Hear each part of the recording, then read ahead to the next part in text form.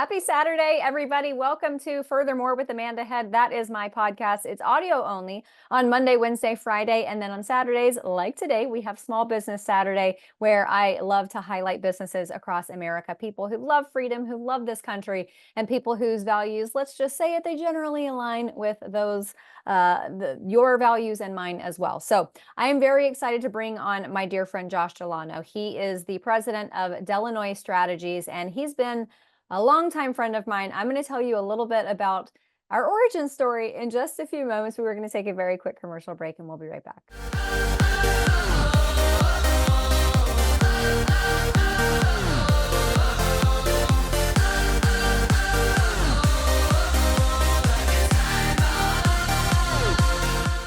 Welcome everybody to this pre-RNC version of Small Business Saturday. I am very excited to bring on my dear friend, Josh Delano of Delanoye Strategies. I've known this fella for a long time. He is, I know him as much as a friend as I do a colleague and someone who has helped me out tremendously along the way. But Josh, it's great to see you. Thank you for being here.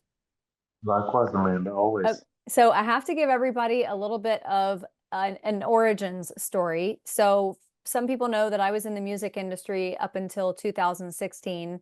The beginning of 2016, I decided I wanted to go into politics. So I called up my good friend, Sean McCutcheon, who was one of your clients. And I said, Sean, I want to go into politics. What do I do? And he said, well, first of all, don't. And second of all, if you do, make sure you go to CPAC. And so I was like, okay, I didn't even know what CPAC was at the time, but I went to CPAC. And you, Josh, incredibly generously basically took me on, and you didn't know me from Adam. You didn't know if I was an idiot. You didn't know if I had any media training, if I would freeze up on camera. You had no idea, but you took a gamble on me, and you allowed me to you put me on some of these radio shows, and that was what turned into the Hollywood Conservative AM radio show, which was syndicated, and then everything just blew up from there. So Josh, I think I have you to thank for much of my career. So thank you. Oh, you're welcome. I mean, you made it easy. Uh, People from Hollywood working in music and TV, I figured you'd do well because most people have that training and you know how to be in front of a microphone and or a camera. So it's not too difficult. I didn't have to shove you too much in the right direction. Well, and it kind of feels like we're kindred spirits. You being a Texan and me being from Alabama, we had that Southern camaraderie for sure. But tell everybody about the services that you provide at Delanoye Strategies.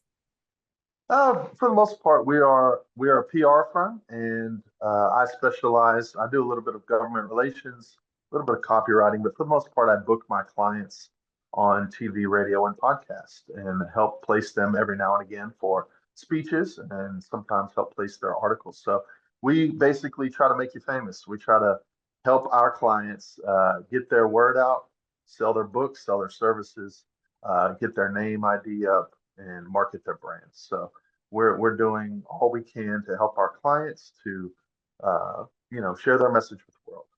Yeah, and you do a really, really incredible job at that, because for our audience tuning in, I mean, so many of the big faces and the frequent faces you see on TV across the conservative spectrum, on talk radio, the articles that you read, these are folks who are Josh's clients. Josh, how did you get into this?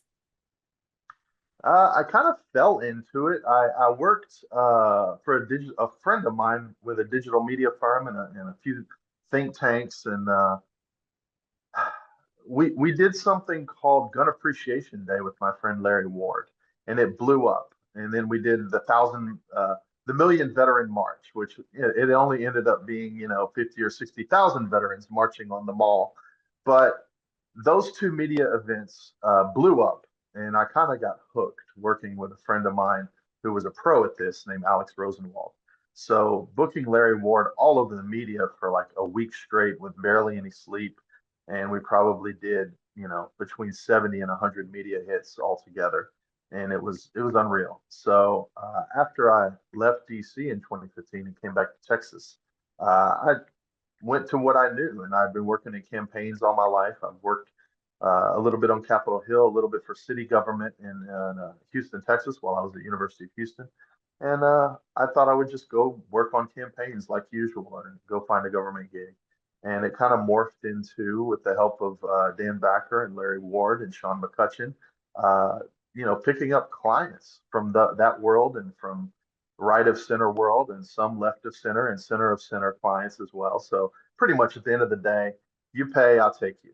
So, Yeah. but most of my clients are center right. We started booking anybody and everybody, all of my clients on TV, radio, and podcasts, and coaching them along the way and doing what we could to help get out the message of liberty for the most part, and if not that, then at least conservative ideals.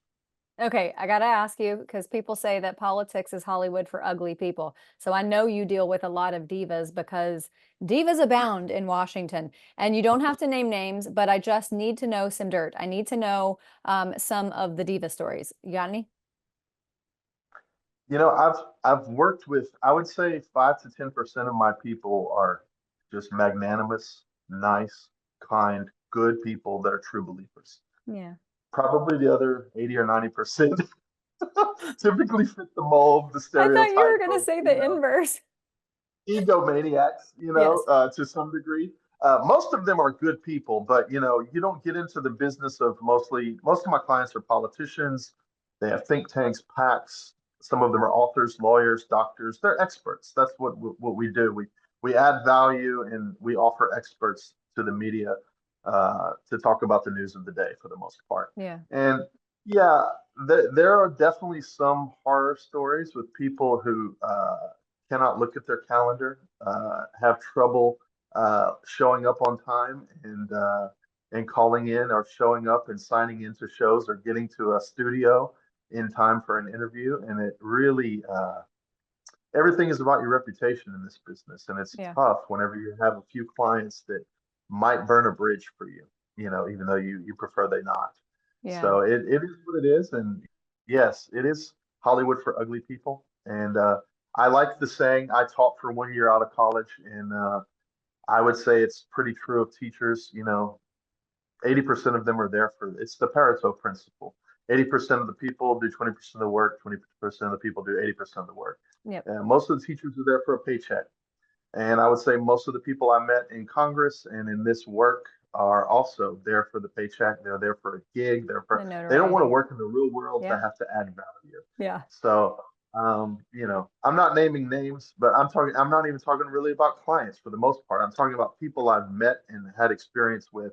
They're in this for the access, the power, and because if they went to the marketplace and tried to work for a living, they probably either wouldn't do very well. There's exceptions. People like Rand Paul, Ron Paul, Ted Cruz, Mike Lee. Those guys are smart. They're brilliant. They're Yeah. great at whatever they do. You Yeah. know, uh, but there are also the majority that are there for the paycheck and the power. Absolutely. Yeah. I think it's Congressman Ralph Norman.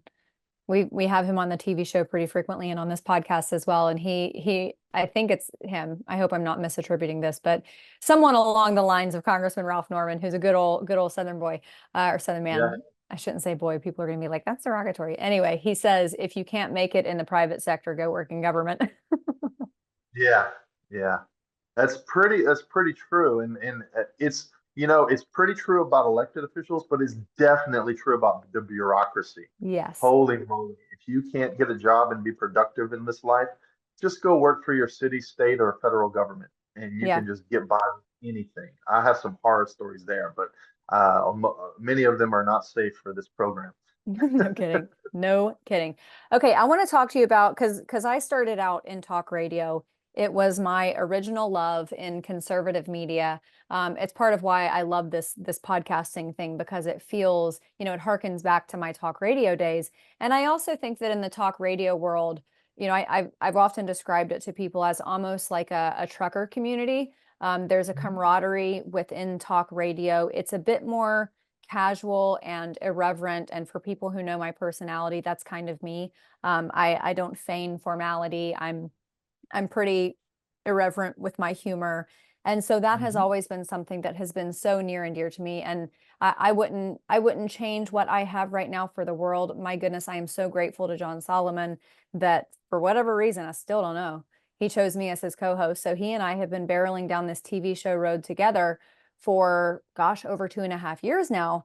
but I do still love talk radio. And Josh, I have been concerned for a while about the future of talk radio. I had Troy Miller, who is the president of NRB, on the podcast, and he one of the lawsuits that his organization has filed against Ford and some other auto manufacturers was because they were trying to remove the AM radio function from their next year's model.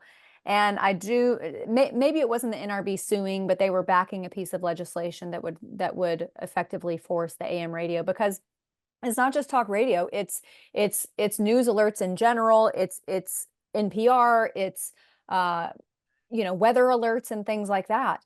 But if you take out AM radio, it's not necessarily the liberals that you are censoring, right? It's typically conservatives.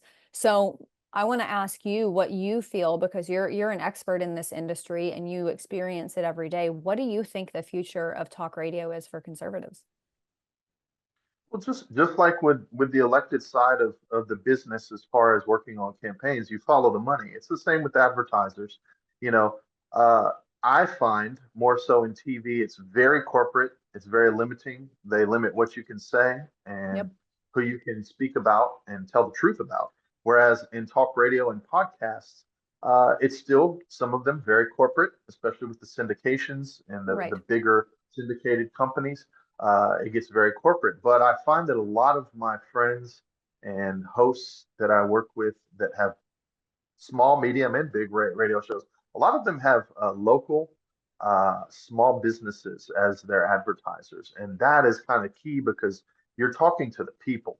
Mm. And that's what you want whenever you're talking to, unfortunately, even in Texas and Florida, there's not an even playing field in the business community.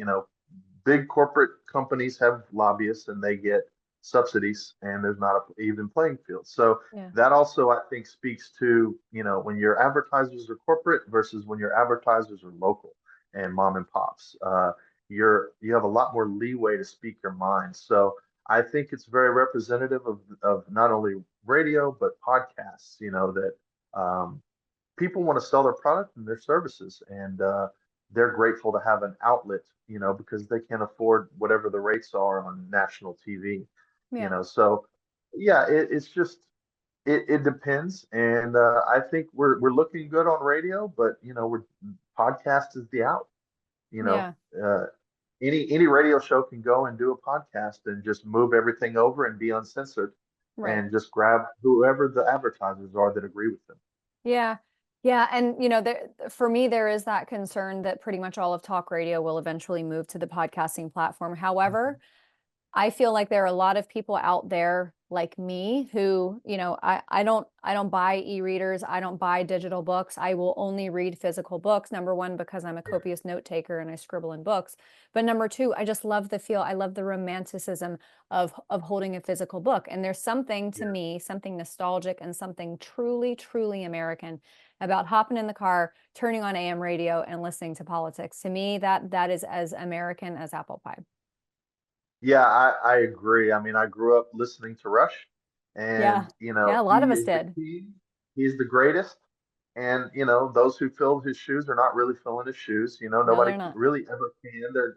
They're okay. They're good Yeah. from an informational standpoint, but he also had a great aspect or talent for hand holding and making it plain for everyone. Yes. And there's 3 or 4 people I can think of in the radio business who are good at that. And Yeah. the majority of people, they're just news readers for the most part. It's Yeah. news. They read the And wire. that's useful, but it's not something you fall in love with. It's Yeah. not something you feel part of like with Rush. So it Yeah, is and what it something is. else that I think Rush had such an uncanny ability for. I mean, the guy was a mental encyclopedia. I don't know how he kept all of the information in his head, but he diversified his conversations. They were always kind of centric around politics, but he Mhm. injected little factoids about, a baseball player or about a musician or a movie from the Yeah. 1960s or about, Jimmy Stewart, some old actor or something. And he always had this way of making it, I guess, culturally relevant. And Mhm.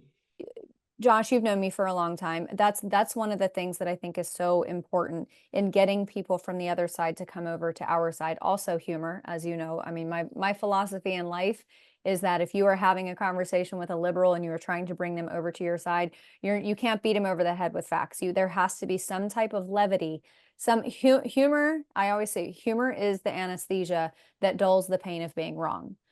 If someone is on the wrong side of things, but you can make a joke about the issue, even if it's not a necessarily laughable issue, something that is worthy of making comedy about, that to me has always been extremely effective in bringing people over to the right side of things. And I think that Rush was really, I mean, extremely adept in that as well. Yeah, I agree. I'm a little more cynical in my approach, but Rush was better. You know, if you can't win them on the policy, you can't win their heart. You know, I take the old sales approach that I learned in Dale Carnegie. Some will, some won't. So what next? So, you Yeah. know, usually if I can't win them with their mind or their heart, then I'll usually make fun of them and then move them aside and keep going forward Yeah. because it's not even worth my time trying to address them if they are, you know, there's 30% of this company who are going to this country who will vote for Biden no matter what. Yeah. It doesn't matter. I Yeah. mean, he could be like in a bed waiting for, you know, them to pull the plug on him and they'll still vote for the guy. It Yeah. doesn't matter. Yeah, it's unbelievable. And I just saw, speaking of being wrong about things, and they basically become roadkill at that point for you, it sounds like. So what is it? Some Yeah, will, some won't. So what? definitely. Move on. Is that your Yes, some will, some won't. So what next? next? I love it. Yeah, so they become roadkill, and you move on to the next opportunity. But we are coming up on the Republican National Convention. I know it's always fun, but this year I feel like it is going to be one for the absolute ages, considering what is at stake with this election. So I saw a report out of the Atlantic yesterday morning, that there are a few Democrats out there who behind closed doors have been admitting to folks like Ezra Klein at the New York Times that, well, Donald Trump actually wouldn't be that bad. No, he's not a threat to democracy. This is something that Joe Biden loves to talk about, and Kamala Harris too, and pretty much all of the DNC surrogates, that Donald Trump is a threat to democracy. He's going to destroy our economy, even though he boosted it when he was in power before. He's going to start World War III, even though he ended wars in his tenure.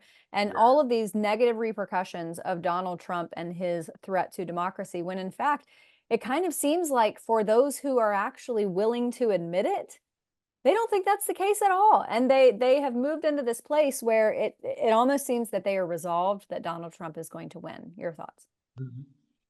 Oh, I absolutely agree. It's funny because they're taking the mask off that they show to the world and have shown to the world when they were playing this game, pretending like nothing was wrong with Biden. He's normal. He's great. Yeah. He's sharper than a tack. But they're, I think, showing their true colors now, saying, you know, Trump wouldn't be that bad because obviously Biden is going to lose.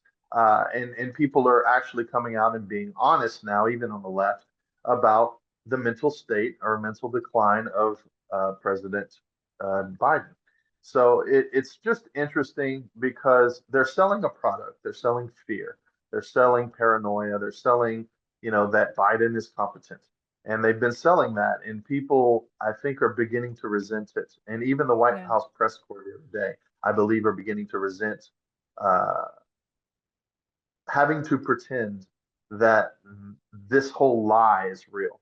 Yeah. They're done telling the lie. They're done participating in it, and they're angry. And I think that's a reflection also of the American people. I don't think Yeah. they're going to put up with this, and I don't see, you know, Biden winning most of the battleground states, which that's where this election will be won and lost. Absolutely. Yeah. And I also think the American people are sick of being depressed about our country. Under Donald Trump, things were great, but they were told that they should be depressed. They were told Yeah. that this was the end of the country. And then Joe Biden comes along and it actually feels like our country is the future of our country is threatened. I think people are just tired of being depressed about it. And when they Mhm. see someone like Donald Trump, whose message by and large is prosperity, peace, safety at home, security at the border, these are all really good things. And I just feel like a lot of Americans, now, obviously, I'm here in Los Angeles, so I'm surrounded by people who just want to be angry. But I think for a lot of Americans, even those who are typically Democrat or Joe Biden voters, they're just tired of being told that life is, you know, like Yeah. they want to have a little bit of hope in the future. They want their bank accounts to be secure again. They want to be able to take their kids on vacation. They want to be able to send their kids to camp. They want to be able to buy what their kids want for Christmas, and they're tired of having to buy into this story that Donald Trump wants to end it all. Yeah. Um, You know, uh, I keep telling people, and most people, you and I are old enough. I won't say anything further than that, but we're old enough to remember, it's the economy, stupid. Yep. James Carville. Yep. And I grew up in a Labor Democrat family. I'm a Ron Paul Revolution guy, so I'm right of center. I'm more of a small L libertarian Yeah. in this movement. So I agree. In Texas, I know we care about the border and we care about the oil patch. Let us do what we do best. Let us drill. Let us frack. Let us explore. Let us, liquefy natural gas. Let us do all the things that we do best. And guess what? So goes Texas. So goes the nation. If we're Yeah. doing well, guess what? The other oil patches in the Dakotas and Pennsylvania will also do well. And once we get back to oil and gas doing well and not being restricted, I think we'll do well under President Trump 2.0. Yeah, it's going to be interesting to see. And but James Carville is a unique instance, and you might be old enough to know. I'm not. Just kidding. But he's one of these Democrats who I feel like is actually keeping it real. Like we as He's a friend. conservatives, I personally like to make fun of him for being an LSU fan. Sorry to any of my audience who roots for the Corn Dogs. But we're way better over there on the plains of Auburn.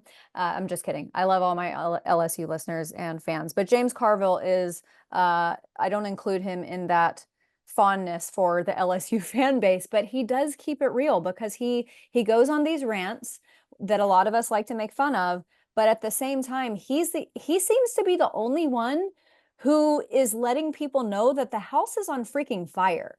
He's Yeah, talked about how they're losing the youngest demographic, they're losing the youth vote, they're losing the Hispanic vote, the black vote is leaving in droves. I mean, it looks like Donald Trump at this point might win 20% of the black vote, maybe even more, and that's could be devastating for Democrats. But he's the only one sounding the alarm on, other than what's his face, Jamal Bowman. He was sounding the alarm on Capitol Hill, but he's the only one who's actually letting people know, hey guys, this is a freaking problem. yeah, yeah. It's refreshing to hear that type of pragmatism on the left because most of them are just rainbows and unicorns all the time, and they're not facing the reality of the electorate, and it seems that they're so content to replace labor white vote, uh, you know, 1/3 potentially of the black vote, half of the Hispanic vote. These things they've kind of had on lock for most of the last century and probably the last 10 years. Yeah. So it's going to be interesting to see what they're going to do if they can really enroll enough illegal Venezuelans and other border crossers to vote, Yeah. which they're legally not supposed to do. Constitutionally, you're not allowed to, but that doesn't stop Democrats from doing anything. So it's going to No. be interesting to see how many of those people they can actually get into and stuff into the ballot boxes, the drop boxes, and get in there for Biden. All those ballots with only Joe Biden at the top, Uh-huh. mark, and no one else mysteriously voted for. So, that's all I'll say about You'll that. But it's never going to be convince me. interesting. Oh, don't worry. I'm super open about this. I can't imagine a day up until the day that I spend eternity with my Lord and Savior. I can't imagine there will ever come a day where I believe that Joe Biden won the 2020 election fair and square. 81 million lawful, legal American votes. No, I'm sorry. I'm sorry. You can't Yeah, tell me that he got more votes than Barack Obama. I don't like Barack Obama. I despise his yeah. policies, but Barack Obama But was he a was more freaking popular movement. than Joe Biden for Yep. sure. Yeah, you're right. And I'll never believe that he won Pennsylvania or Arizona. The rest we can argue about. It's arguable. There's a margin of error there, yes or no, maybe so. But Pennsylvania and Arizona, I mean, especially whenever you saw a certain news channel we thought was on our side, call Uh-huh. Arizona, Uh-huh. like right after the polls were closed. It's very mysterious. We'll Yeah. just say it like that. Hey, speaking So. of and this is not the network that we were talking about. I'm just randomly asking you about Fox News. What do you think the future of Fox News is? I think they will have to pivot as if they've loved Donald Trump all along all if he along. gets reelected. And it's Roger Ailes. Back in those days, I worked with Fox Weekly, and now a few times a year, I might be able to get my clients over there. Yeah. Fox Business is great. Love those guys. Fox News Channel, it's a different story. It's different. The Murdoch kids are running things. Paul Ryan and the board, they're running things. It's just a different animal. They are doing their best to fit in with kind of the mainstream media, in my opinion, is what they've become. Yeah, I think that's right. I mean, ever since, because Roger Ailes had a business mind about him. And, Daddy Murdoch, he wasn't a conservative, but he saw this vacuum in the market. He saw this empty place that needed to be filled. But then his sons come along, Lachlan and James, who are much more ideologically driven than their dad Yeah, was. And I think that, right before the 2020 election, you really, really started to see that manifest on the airwaves, which was unfortunate to see because I know so many people. I was one of those people who would wake up in the morning, I would turn on Fox News and I would just have it on background throughout the day. And I know so many yeah, people who did that and they're not doing it anymore. They don't trust Fox anymore. And there are other conservative networks out there, and obviously I'm a little bit biased and partial towards Real America's Voice.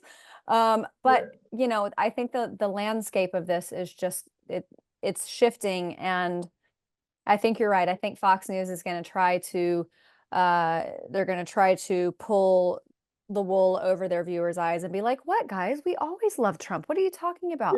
Yeah. Ignore the evidence of your eyes and ears, guys. We've always been on board with Team Trump." Yeah, at the end of the day, look, respectfully to them, it's a business decision and they have to go where the audience goes. They can't yet acknowledge that audience because until they have the empirical evidence of the November 4th election and they know for sure that, you know, the 10 million to 15 million illegals that are in this country don't all vote, then Yeah. yeah, Trump is going to win the election if that doesn't happen. If they Yep. are able to cheat, lie, steal, kill, destroy, whatever they do on the left, then yeah, I don't know. I'm not going to forecast the election because I don't know what they will do. I know what they can do. I know what they've done in the past, and so with history as an indicator, I'm not going to make any predictions because I don't. Hey, I admire them for their cutthroatedness and willingness to win, even though they lie, cheat, and steal to do it. I don't really endorse. I don't endorse that.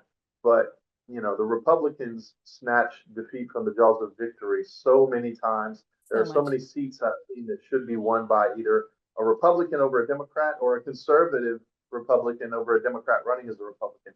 And it's just amazing how little we seem motivated to win in Hmm. Congress and down ballot as well. It's pathetic how incompetent we are. And you have the Democrats over here; they're mercenaries. Oh, They absolutely. will put your throat to win. Savage. Yep. And in a way, it's admirable. I hate to say, Yeah. it's refreshing from our side because we don't know what that's like for the most part. Yeah. It's a minority of candidates you work with who are that willing to do whatever it takes to win. Yeah. So I always say, Democrats fight with brass knuckles, Republicans play thumb wars for power. I mean, it's, yeah, they want to lose elegantly and respectfully. They're all over here being a Boy Scout. Sometimes you got to fight. Sometimes you yep. got to put your fist in and get ready to fight.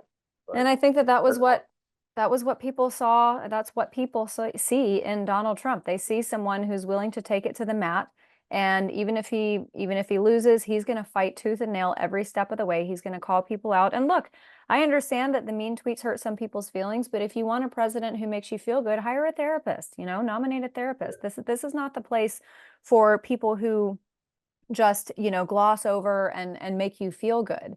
We are in a place in practically every category, economically, on foreign policy and geopolitics, obviously law and order in our cities, security at the border. We are in every category, that needle is in the red. So we yeah, we need a nitrous oxide injection by someone who is willing to actually do the dirty work. yeah. It's kind of an outdated archetype, I guess, to many of this sissified generation. But you know what? I'm still rooting for the guy who'll put his fists up and fight. And I was not an instant convertee to Donald Trump. I did not I know you believe weren't. him. A lifelong Democrat. I did not trust him. When he got in there, though, the dude fought back. He pushed back. kick the left in the teeth. And he let us do what we do best here in Texas. And I am grateful for that. And he's, look, on one hand, I'm not a fan of the guy, but objectively speaking, he's the best president in my lifetime. Same. So Yep. I'm praying for him. I'm voting for him. I'm supporting him. I hope he wins. And we need to, as corny as it sounds and cliche, we got to make America great. I knew you were going to say that. I knew it. We got to make, if we make America great, we make Texas even greater. So That's right. That's right. Hey, tell everybody where they can find Delanoye Strategies online and on social media. Yeah, I'm on Facebook, Instagram, LinkedIn, where Delanoye, Delanoye Strategies, and media booking, public relations, government relations. I'm here to help consult you, coach you, and do whatever we need to do to help you out. Beautiful. I love it. Thank you so much, my friend. Thank you from the bottom of my heart, from the beginning of my career. You are amazing. Thank you. You too. God bless. Bye-bye. Take care. All right, everybody, we're going to take a very quick break. I've got a little bit of news that I want to break down before we head out for the rest of this Saturday and before we head into the RNC. So I'll be right back.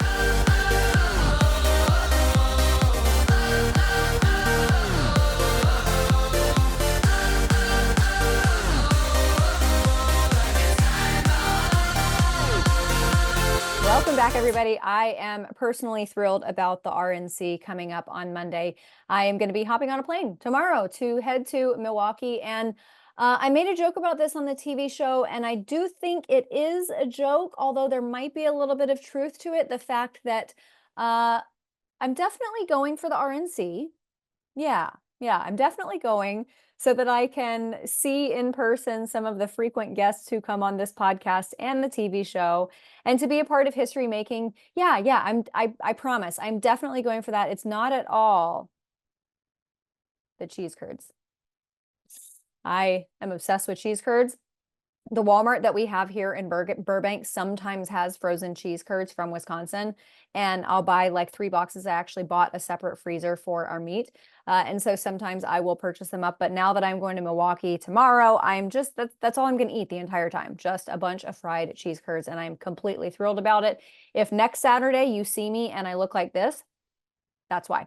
Okay, so let's move into a little bit of politics. I've just got a few minutes here. So many of you are familiar with the Cook Report. For a lot of folks, it is kind of considered the Bible of forecast, of political forecasting. And they typically have these ratings that is, solid Republican, solid Democrat, lean Republican, lean Democrat, toss up. They have these different ratings for each of the states. And for most of the states that aren't battleground states, that doesn't change. And it hasn't changed in a long time. But 5 states, including 3 battleground states, moved toward Trump after the debate debacle, obviously. So the Cook Political Report this past Tuesday made 6 changes to its Electoral College ratings, which obviously favor President Trump. Trump is currently leading Joe Biden in a theoretical matchup of the November election, but he was only leading a little over 1 point nationally before the presidential debate. He is now leading by 3 points nationally. So he gained a couple points there. I think that might ultimately end up being even more, but we shall see. So anyway, the Cook Report moved Arizona, Georgia, and Nevada from political toss-ups to leaning Republican. And they downgraded Minnesota, and the Live Free or Die state, New Hampshire, from likely Democrat to lean Democrat. So for those who don't know that on the rating, lean Democrat or likely Democrat is better for Democrats than lean Democrat. This is basically saying they're left of center at this point, and we wouldn't be surprised if it went the other way. So I don't know what that really foretells for that's 4 months from now, 5 months from now. What is it now? July? Yeah, 4 months from now. Gosh, I can't believe it. I said 4 months and I didn't even believe it. So I had to check myself. So 4 months from now, a lot can change. And I know you guys probably get sick of me saying it. I don't want to be Pollyannish. Every time you see a poll that has Joe Biden up, believe it. Absolutely believe it. Write it on your brain with a Sharpie and live in that mentality. Live in the world where Joe Biden is beating Donald Trump, and it is do or die for us. That's the world we've got to live in. All right. Speaking of some other states that are surprisingly shifting in directions that I personally never thought. New York, holy smokes. All right, now listen, I don't think Donald Trump will win New York. It hasn't happened for a Republican since 1984, since Reagan. And I don't think that it's conceivable. However, Donald Trump said a while ago that he was going to make a play for New York. Well, as it turns out, that wasn't necessarily the worst decision of his.